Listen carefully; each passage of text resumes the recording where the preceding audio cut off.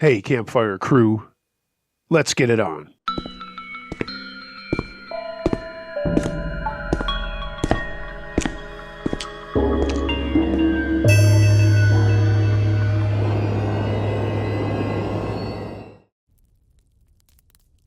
He Tried to Kill Us by Cash Dashes.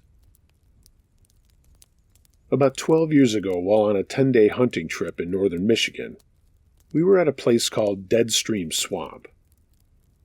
We used to tent it back in those days, and it was about the third week of November, so it was cold and there was about 6 or 10 inches of snow on the ground. When this happened, it was time to call it a night. We had gotten into our mummy bags on our cots and had a small battery-operated radio we would listen to while falling asleep. The Michigan backwoods gets dark as fuck. I mean pitch fucking black and eerie. I passed right out this night, but was woken up sometime later by my hunting buddy Dave saying my name repeatedly. I was sleeping so good, I literally remember thinking it was the radio playing. And I took notice of my name and Dave sounding terrified.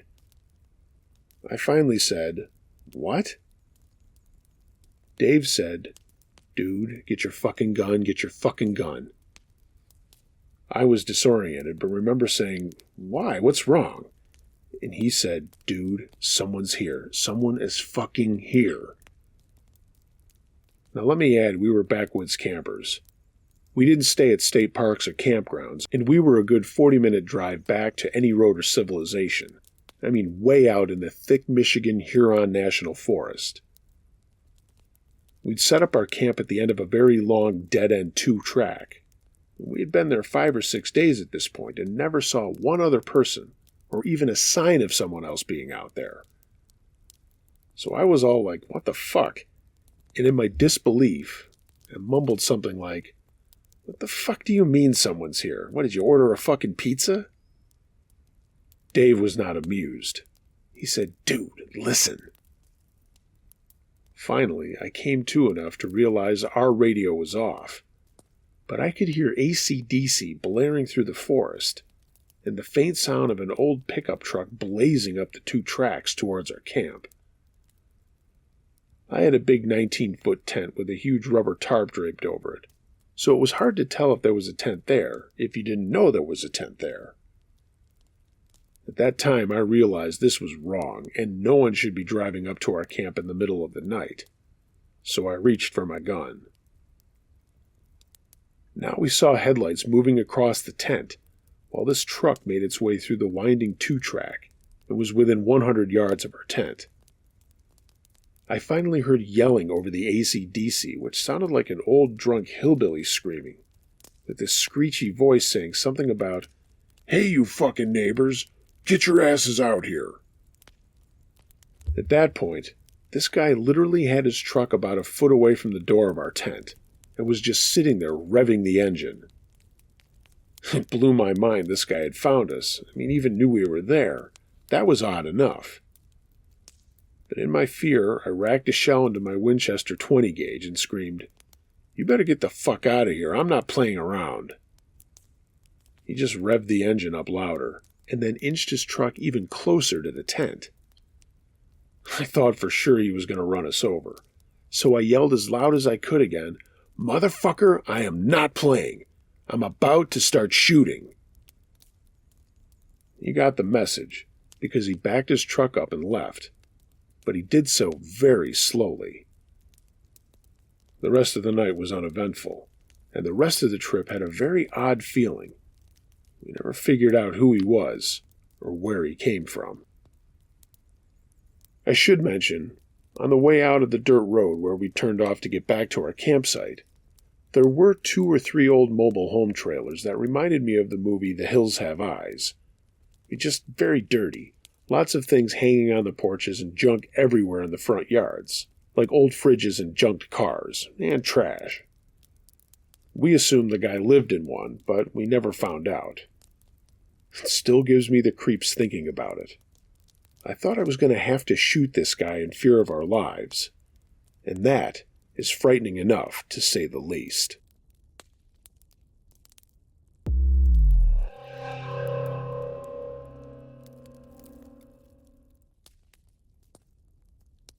Messed Up Guy on Camping Trip by Great Big Dork. When this happened, I wasn't as scared as I should have been, but my fear gene was broken, and I had been drinking. But on with the tale. We had a lake less than an hour from our home, and my daughter's friend had never been camping, so we decided to do a quick overnight out there. We, mom and daughter, she was 18 then, camp a lot and like the solitude, so we often try to find the most remote places. No campsite or anything, just drive up and find a space. So we found this nice little peninsula, big enough for about 3 campsites. And it was a Sunday, so we were hoping the other 2 groups would leave. They did eventually, and we had the place very much to ourselves. As the night went on, we had a nice fire, had some songs, laughed, and I was drinking wine. We were making s'mores and everything was perfect, until we went to sleep. About an hour in, the girls started bugging me to wake up because it was raining and we needed to put a cover on the tent. It was a huge tent, so all hands were needed. By then the wind was blowing and we were struggling, but we finally got it covered and it was back to sleep. Until a motorcycle, more specifically a dirt bike, at about 2 a.m., just riding circles around the peninsula. Mind you, this is literally a small enough area that only 3 large tents plus 3 cars would fit, and there was nothing else nearby but bushes and the lake. There was no reason for anyone to be out there, as it was obvious we were alone. Up and down around the guy rode, and then stopped. Almost an hour went by. Then up, down, around, and stop. The guy never cut the engine. I just wanted to sleep, so I went to the front of the tent and unzipped it. I looked outside and saw this guy just staring. So I climbed all the way out of the tent and stared back. It was dark and I couldn't tell if the creep could even see me, so I just went back inside the tent frustrated. The girls asked me what was going on. When I told them that there was a guy out there, they got really frightened. I then told them that I was going to go give this guy a piece of my mind. They were terrified and demanded that I not leave the tent. So I just settled back in and waited. Up, around, circle, rev the engine, idle, over and over. It went on for at least another hour. And by that time I'd had it. I listened to him go down, up, around, all with that annoying blatting motocross sound blasting by our tent back and forth, and then stop. This time when he stopped, I looked out. He was staring again. I was about to go stomping over to go tell him off, when I got tingles down my spine. He was facing directly towards our tent, saying nothing, just sitting there staring. I realized I had no weapons and no way to protect the girls, and he was between us and our car. I waited. I was outside the tent, but I hadn't made a move forward because now instinct and logic had the better of me, and I realized that an aggressive approach was probably the wrong move. I stayed stock still, just like the rider, for what felt like an eternity. Both of us were staring right at one another. 20 minutes must have gone by. And then just like that, he took off. He drove off the peninsula and out of earshot, and never came back. To this day, I'll never know what that was about, or if I did the right thing. I can only say I'm glad I never confronted him. My gut just told me no when I thought about it. As for my daughter and I think I'm going to need to buy a gun if we're going to camp alone like that out there again. Who knows what was on the mind of that guy?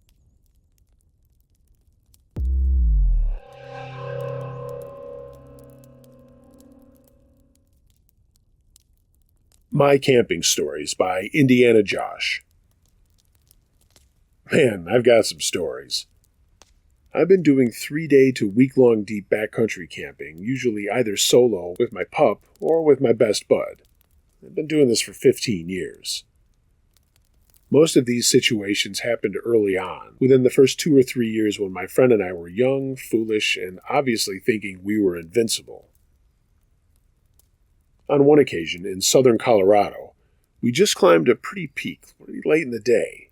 By the time we were halfway down, it had gotten too dark to see too far in front of us. Our camp was set up much lower down the mountain, but we were scrambling over boulders and crags on a steep incline in pitch black dark. So we just said fuck it and decided to bush camp. Like literally, in a bush. There was this shrub on the side of the mountain that looked like it'd be decent enough to camp in. It formed roughly a semicircle with an opening in the middle where we could sleep in a way that felt walled off and protective. So we laid down close by each other for warmth and managed to doze off. Sometime in the middle of the night, my buddy woke me up asking if I heard that.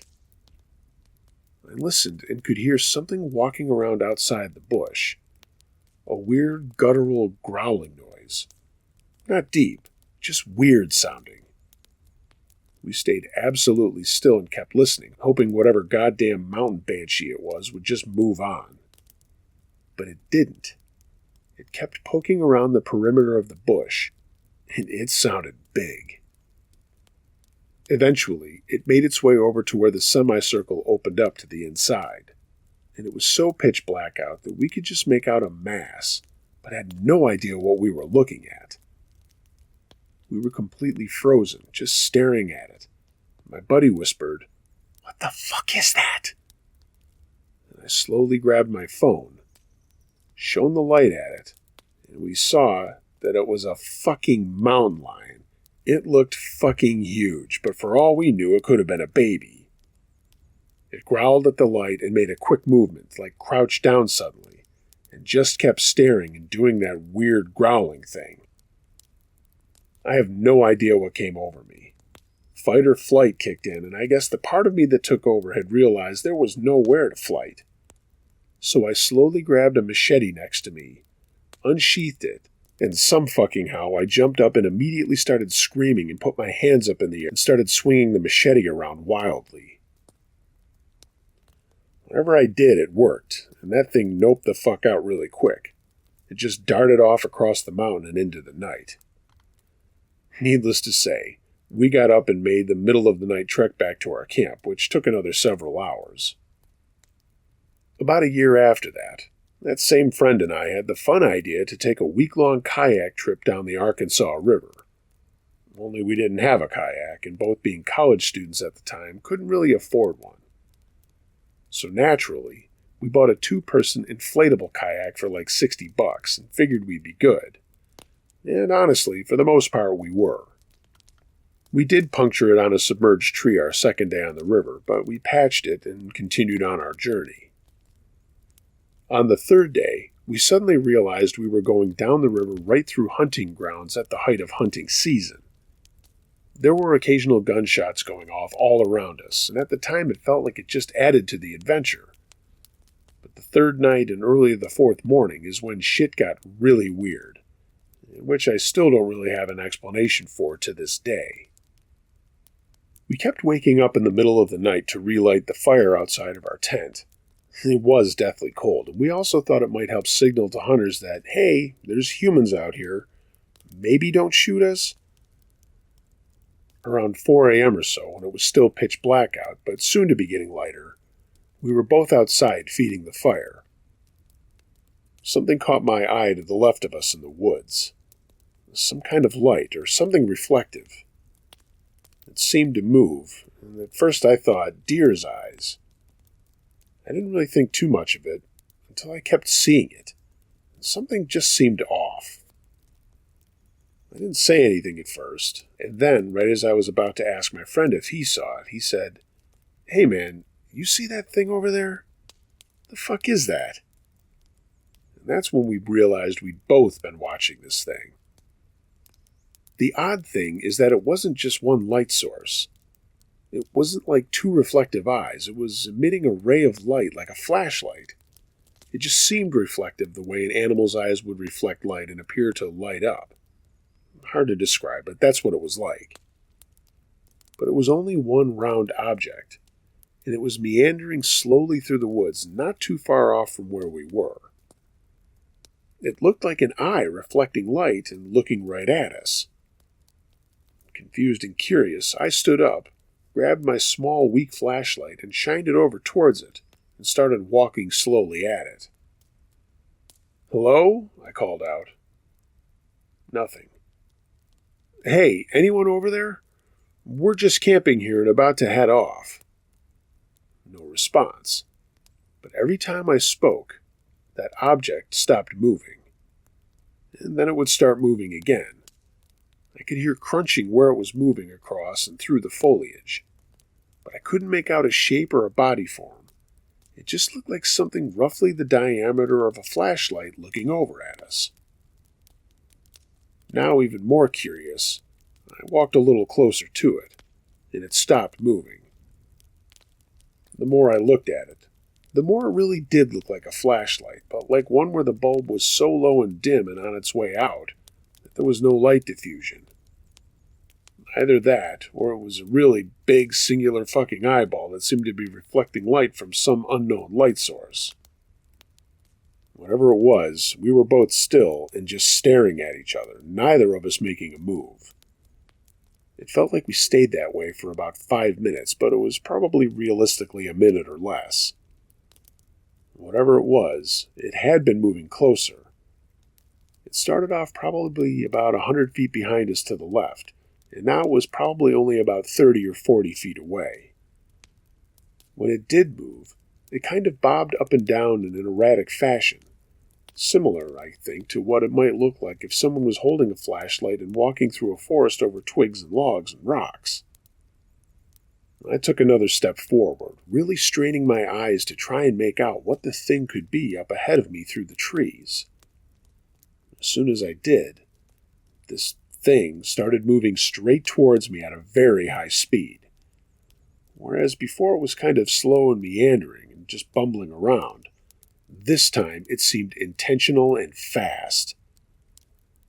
I fucking booked it in the opposite direction, grabbed my friend, ran over to where our little nylon inflatable kayak was tied to a tree by the river, and cut the rope. We paddled the fuck away as fast as we could. We didn't even look behind us, we were just frantically paddling. We left our tent and food and bags behind. We just took off.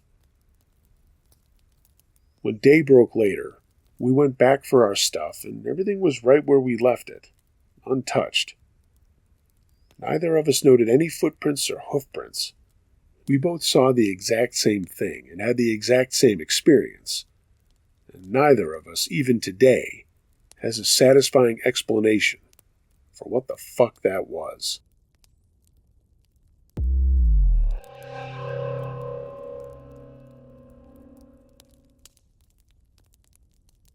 Stick Indians by Titular Foyle. I'm a Native American based out of Oregon. Back in around 2006, I went on a youth camping trip with some tribal leaders over the course of a spring break. I recall when we were sitting around a campfire winding down one night after dinner, I absent-mindedly started whistling, and one of the tribal leaders told me to knock it off. But then he relaxed and proceeded to tell me why. I learned that there really is a mythology to explain all kinds of things, but what he told me terrified me as a teen. It's the story about why we sleep at night. It goes without saying, most natives are spiritual people, and we believe the nighttime belongs to the spirits.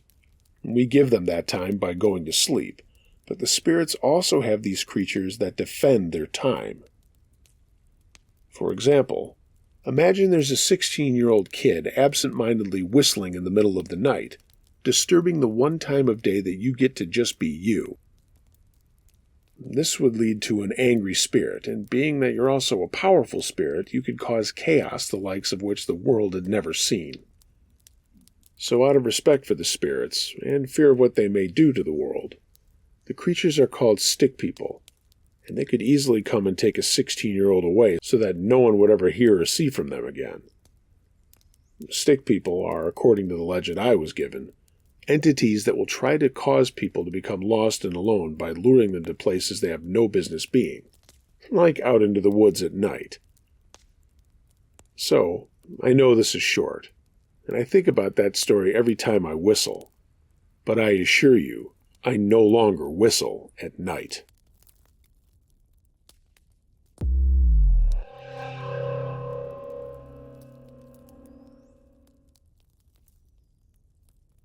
Creature Camping by E. Dane. It was 1986. I was 14 years old, visiting my dad up in Alberta, Canada. After my parents had separated, my dad decided to live out in a small house in the woods, about a half hour from the nearest town, off the grid. This was his dream, and he allowed me to experience it with him about every other weekend. We would go hiking, hunting, kayaking, birdwatching, you name it. We would sometimes camp outside in the woods, and this is where I saw it. It was one of those camping trips I went on with my dad where I not only saw Bigfoot, but it was terribly close to me. My dad and I found a pretty spot deep in the brush to set up camp, and when night fell, we decided to sleep in our sleeping bags outside to watch the stars. My dad fell asleep pretty quickly, but it was a bit harder for me. I remember trying extremely hard to fall asleep that night, but to be honest, even though by that time I had been on plenty of camping trips with my dad already, I was still pretty freaked out by the forest at night. This fear kept me awake all through the night. I remember that at a certain point, when I was just starting to finally drift into sleep, I heard something come out of the trees and snapping twigs loudly as it walked towards us. My dad was fast asleep, and now I was basically pissing my pants. I thought some strange person was walking on towards our camp, but as I squinted my eyes open a bit, I could see that about only 10 feet away from me was an enormous, hairy creature that stood and walked on two legs like a human would. Obviously, I wanted to scream out in fear, but I tried my best to pretend I was asleep in hopes that it would just eventually move along. I think the creature, which I now believe to be a Bigfoot, was attracted to the smell of the meat my dad had been cooking. And strangely, it didn't seem the least bit interested in us. It seemed more interested in just slowly walking around our campsite, presumably looking for some of the food it must have thought we had. But I have to tell you that not only was I scared at the sight of this giant hairy thing, but I was also sickened by the pungent and overwhelming odor that the beast was emitting. Eventually, the Bigfoot seemed to get bored and disappeared into the darkness, and I remember trembling in my sleeping bag and not being able to sleep the rest of the night. I didn't tell my father about it until he woke up the next morning because I was afraid if I tried to wake him up during the night, then the creature might see us awake or even hear us, and I was not willing to find out how it would react if it did. When I did tell my dad about it, he just told me it was probably a large bear walking around on its hind legs. But when I described it to him and said that the creature was extremely human-like and walked like a person would, he chalked it up to me just either hallucinating from fear or that I was not aware that I was actually dreaming. I know exactly what I saw. It was about 8 feet tall with extremely long and matted brown hair all over its body, including the face, which to me seemed to look very human-like in a primitive sort of way. I still remember the horrible stench that made me want to vomit. That was probably the longest and most terrifying night of my life. But afterwards, I've come to honor that experience, because I would come to realize that the creature was undoubtedly a Bigfoot, and I was one of the few people who actually got the chance to see one up close. To all you skeptics out there, I understand your incredulity, but believe me, I've experienced it firsthand, and there's no doubt that these creatures exist. I have no idea about how abundant they are, but they truly exist, and they are not only scary-looking and smelly, but they are a fascinating sight to see. And even though I only remember hearing the Bigfoot grunt and growl a bit, I feel that they are more human-like than ape-like due to their appearance and their face. That was actually the scariest part, seeing that not only was there a strange giant creature creeping around my campsite, but it was very human-like, albeit extremely hairy. When I say hairy, I really mean it. I've never seen so much hair on the body of any creature. That's my story, and you can believe it or not. But I'd advise you to believe it, because they are out there, and it's not a myth. I wish the skeptics could have been with me there that night. I learned from that night to always keep an open mind when hearing about the seemingly impossible, because I myself encountered a creature long thought, and still thought, to be purely a myth by most people.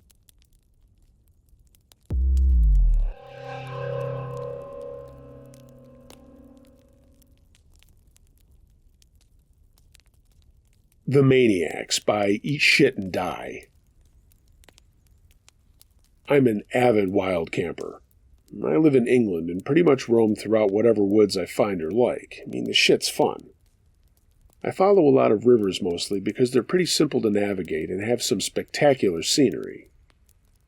This story is about a time me and two friends were on a little beach having a post-exam swim.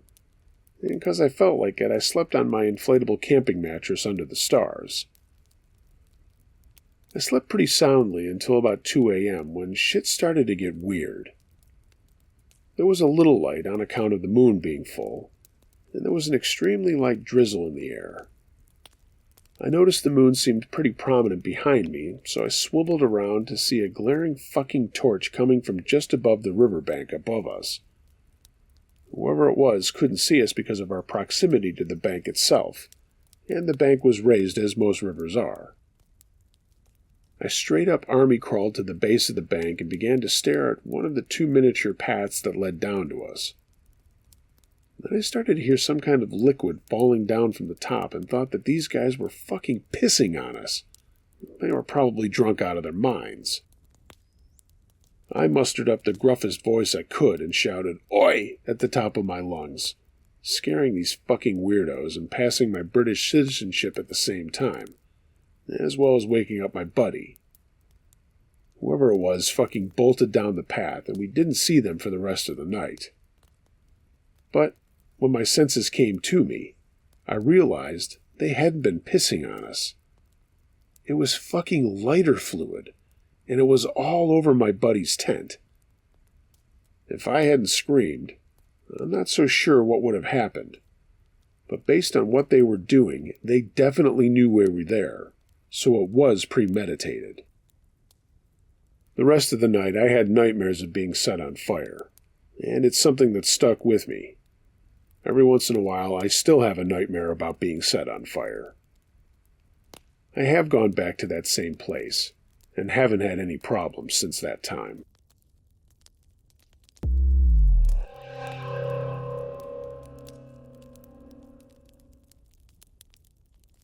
The Bear by Key Monkey. Driving cross-country with my dog, I planned to camp over in Yellowstone. However, when I arrived, every campground in the park was completely full. So I drove the loop a couple of times and kept asking around. But the sun was going down, and there was still no vacancy anywhere. I found an out-of-the-way trailhead parking lot, hitched up my frame pack, and hiked up the trail for a little bit, then off a few yards to the edge of a pasture. There I cleared a site, dug a small fire pit in the dirt, and pitched my 4-man tent. I ate a couple of hot dogs with my dog and then hung all the leftovers and trash in a nearby tree. I buried the fire ashes and climbed into my sleeping bag. So far, I was in the mindset of, it doesn't get better than this. Later, I woke up to the sound of wolves howling in the distance. It was hard to say how far away they were, but it had to have been a few miles. I thought it was just beautiful and started to drift off to sleep again. But now the howling was at the opposite edge of the pasture I was on, still maybe 3/4 of a mile away. They moved quickly, but we weren't worried. The next time they howled, though, they were in the middle of the pasture and eventually were circling my tent. It's hard to say how many of them when it was four-legged animals, but howls and footfalls together, I'd say there were 4 or 5. Both my dog and I laid there silent, hoping they were just curious. After a few very tense couple of minutes, they began to break away and finally moved on. After I heard a howling from 3/4 of a mile in the other direction, both me and my dog relaxed and eventually fell back to sleep. The sky was still dark the next time I woke up, but I felt like I had slept a few hours more. This time, however, what I heard out there, whatever was circling my tent, was much larger. The footfalls were audibly large and the breathing could be heard loudly. And although I never saw it, my guess is a bear. He seemed most interested in where I buried the fire. Perhaps some juices from the hot dogs didn't fully burn off. But once he was done nosing around, he turned his attention to my tent and circled it a few times. Unlike the way I was with the wolves, I was slightly more concerned that a large bear would breach the tent if hungry, so I reached for my flashlight and turned it on. From the outside, I imagined a sudden appearance of a large glowing green dome would be startling, and I was right as the bear immediately froze in place. What I was doing seemed to be enough to make it reevaluate whatever it was thinking, and it soon began moving away. I didn't sleep another wink, and the sky was now starting to lighten. After an hour of listening carefully, I stuck my head out of my tent and looked around. It was all clear. Light rain had started to fall, so what would have been a hasty pack-out was even hastier. I collected everything and headed back to the truck and managed to find a campground with a vacancy that morning. Insult to injury, after hanging my damp tent up to dry on site, a ranger came by and asked where I stayed the previous night, as they did have a record of me entering the park, but not checking into a camp. I lied and I said I slept in my truck in a parking lot and just got a ticket. That was a pretty tense time, but the rest of my time in the park was fantastic, and I ended up in Portland, Oregon after another week of camping my way across without any other incidents.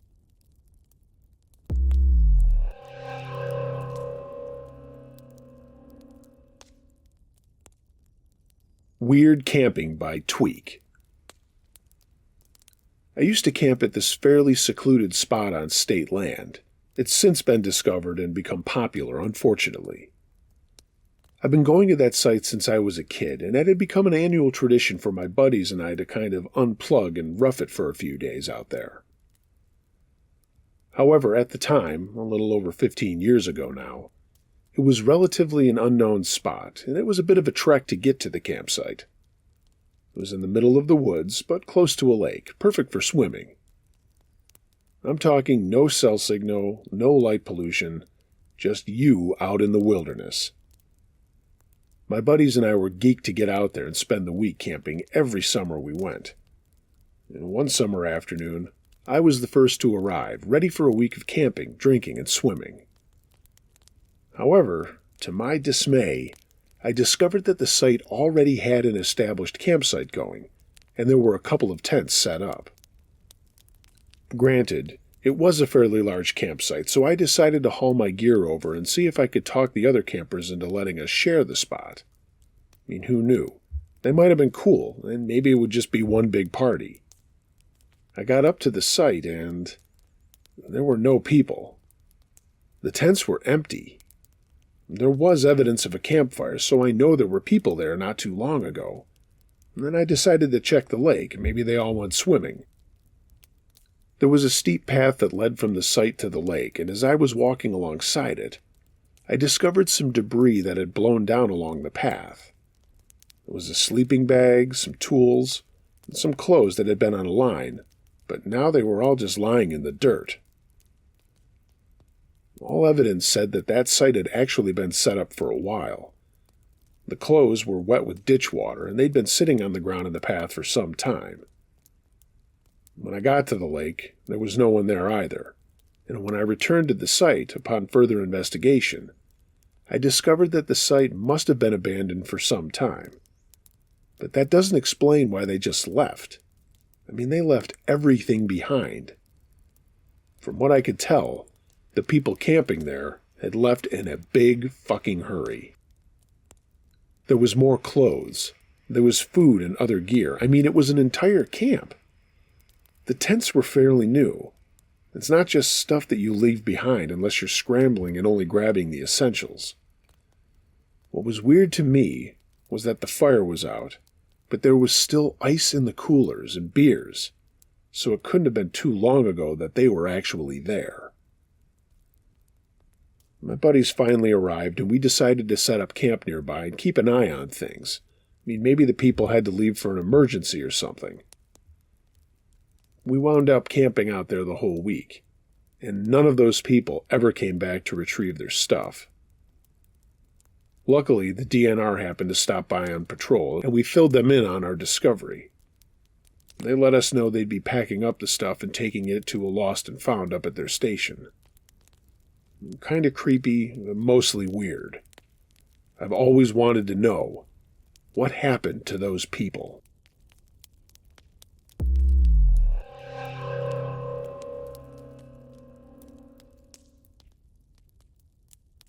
Scary Solo Camping by Wet Sasquatch Smell. I grew up camping and doing backpacking trips with my family all over the Sierra Nevada mountains. Being very comfortable and experienced in the hills, I started doing wilderness solo hikes when I was in my early 20s. Some of them will last for weeks and would involve things like my dad dropping me off at a trailhead outside of Yosemite and picking me up somewhere like Smith Valley, Nevada 3 weeks later. I always had a GPS locator with a way to contact my family, and my routes were very well planned. I always take a pistol with me, and the first 2 rounds are always snake shot because rattlesnakes are very common in the area. So this one time I was doing a hike across the Ansel Adams Wilderness with no tent, just a sleeping bag under the stars. 3 days into the trip, I was sitting by a small lake as the sun was going down, and I was getting ready to settle in for the night. But just as I made the decision to stand, I looked up, and there was a huge fucking mountain lion standing about 20 feet from me. I never even heard him come up. The next few moments can only be described as being awkward. I calmly sat on my rock and unholstered my pistol, but made no sudden moves. And I didn't want to shoot the animal, and I doubt 2 rounds of snake shot followed by a few .38 rounds would really do a lot to a mountain lion. If it came to that, hopefully it would at least give it an attitude adjustment, or maybe the sound would scare it away. But there I was, 40 miles from any sign of civilization, and I started talking to the lion. It was all I could really think to do, so I started telling it about the day's hike and some of the things I had seen. I talked about the weather and asked if it knew any good places to grab a bite, preferably something not bipedal. This conversation went on for maybe a minute as the lion paced very slowly, never breaking eye contact with me. And then, after what felt like eons, it just casually turned and walked away. I sat there talking for a good 20 minutes before the adrenaline started to wear off, and I was suddenly exhausted. Sleeping was difficult, especially trying to hold a knife in one hand and a pistol in the other.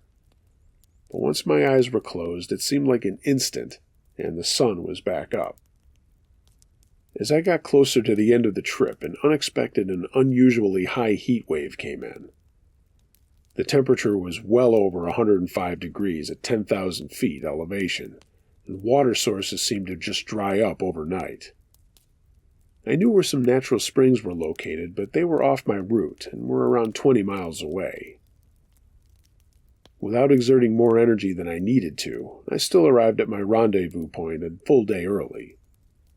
A tire blowout led to my dad being almost a day late, and the water source at the pickup spot was now bone dry.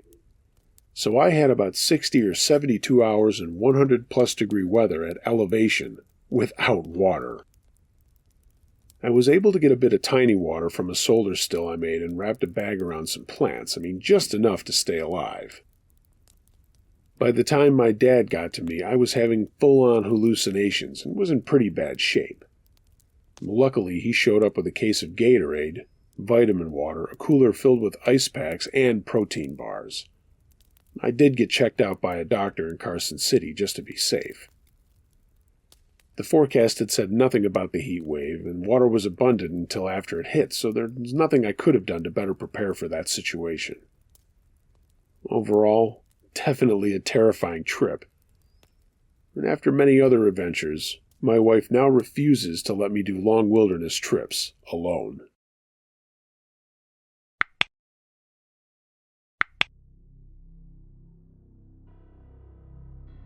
Hey gang, thanks for listening to this episode of Uncle Josh's True Scary Stories.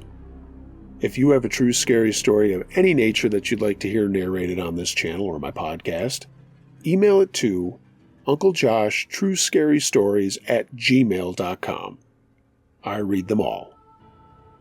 Please take a moment and like, share, and subscribe to this channel. Hit the notification bell for every time that I upload. And of course, follow me on social media. All the links to that are in the description of the video. If you'd like to take your support a step further, find my link to my Patreon page down there as well, and check out my storefront at tpublic.com. Get yourself some Uncle Josh and Campfire Crew merchandise. It seems that we are on that time of the year that everybody loves camping and hiking stories, so if you've got something, please send it my way and I'll make it a priority to get it on the channel. Everyone, be excellent to each other. And until next time, be wary of things that go bump in the night. It could be anything. A ghost, a monster, or the guy next door.